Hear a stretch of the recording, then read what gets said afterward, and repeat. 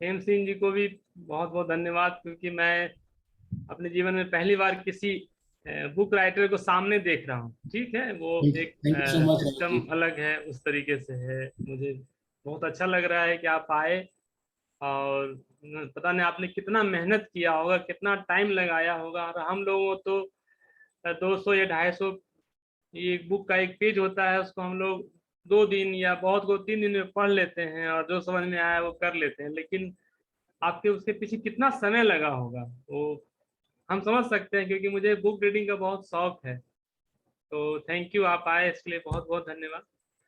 और हैबिट के बारे में ना सर, हमने बहुत सारे चीज़ों को पढ़ा और करने के बाद जो मुझे सबसे अच्छी जो बुक समझ में आई, जो the power of habit, the power of habit, जो चार्ल्स डुहिक का लिखा हुआ है, उसमें ना कुछ सिंपल सिंपल उन्होंने कुछ बातें बताया। और जिससे कि जैसे देखिए कि हम कोई भी काम करते हैं तो हमारे ब्रेन को पता नहीं होता है कि इस काम को ये व्यक्ति एक बार कर रहा है या बार बार करेगा, उसको पता नहीं होता है।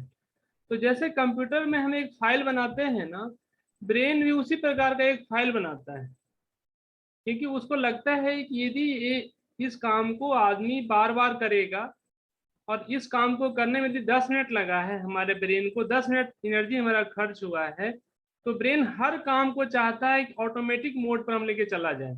ये एक ब्रेन की अपनी कैपेसिटी है, जो हमको समझ में आया है किताब पढ़ करके और अपने जीवन में करके। तो हम हमेशा ब्रेन आपको ऑटोमेटिक मोड पर ले जाना चाहता है, जिससे कि उसके कम से कम पावर खर्च हो, और उस पावर को आपके फिजिकल एक्टिविटीज के दूसरी जगह वो खर्च करे। तो सबसे पहला ऑटोमेटिक मोड पर लाना। आप देखेंगे कि जब पहली बार आप 4 व्हीलर चलाना सीख रहे होंगे, तो आपको बैक में पसीना आ गया होगा, आपके चेहरे पर पसीने आ गए होंगे, क्योंकि आपका ब्रेन बहुत ज्यादा काम कर रहा था कि अरे स्टीयरिंग कैसे करते हैं, गियर कैसे बदलते हैं, कैसे क्या करते हैं, क्योंकि आप उस पहली बार कर रहे थे। लेकिन जब आप करते करते रिपीटेशन करते करते आपको क्या होता है, वो आप उठते हैं और गाड़ी चलाना शुरू कर देते हैं। तो ब्रेन हर काम को एक आपको ऑटोमेटिक मोड पर ले जाना चाहता है। ये मेरा ये चीजें हैं। और जब हम अपने खुद ही जब हम 4 व्हीलर सीख रहे थे, तो मुझे लोगों ने कहा कि आपको सीखने में 1.5-2 महीना लग जाएगा कम से कम, अच्छा से सीखने में। हमने नहीं, हम इसको 7 दिन में सीख लेंगे। तो हम क्या किए कि जब जो हम सिखाने वाला आया था, इसी फार्मूले को हम डेवलप किए। एक बार मुझे वो 15 मिनट का राइड करवाता 4 व्हीलर पर, और हम घर चले आते और दिन भर बैठ करके 8 से 10 बार रिपीटेशन करते ब्रेन में कि मैं गाड़ी ऐसे चला रहा हूँ, क्योंकि ब्रेन में वो रिपीटेशन हो रहा था। तो हम तो एक दिन में 10 बार गाड़ी चला रहे थे। तो ब्रेन रिपीटेशन को फॉलो करता है। ब्रेन में जैसे ही वो न्यूरॉन जाकर के एक्टिवेट हो जाता है, एक लाइन बना लेता है, तो आपको वो चीज याद हो जाता है।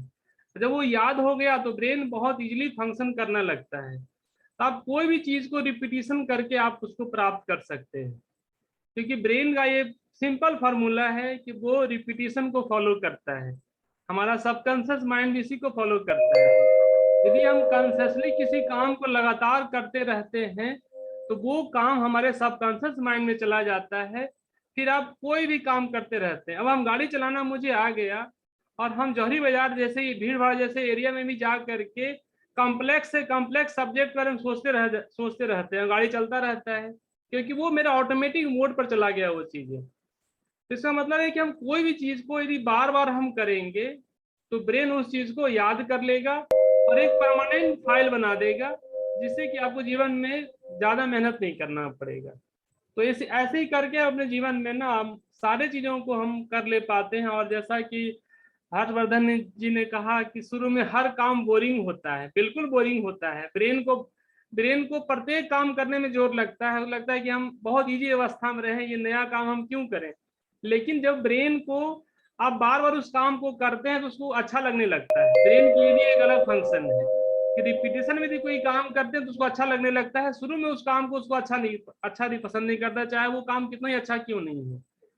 तो इस ब्रेन के फंक्शन को हमने किताबों के द्वारा पढ़ करके समझे, और अपने हैबिट को हम चेंज कर लेते हैं रिपीटेशन में ला करके। यही कहना था सर, कि आप लोग भी यदि ऐसा करते हैं। आप तो सर किताबें लिखे हैं, आपको हम क्या बताएं। लेकिन मुझे जो समझ में आया और लोगों को जो कहते हैं ऐसे ही मुझे दिखता है कि ब्रेन ऑटोमेटिक मोड पर हमेशा आने का प्रयास करता है। Thank you.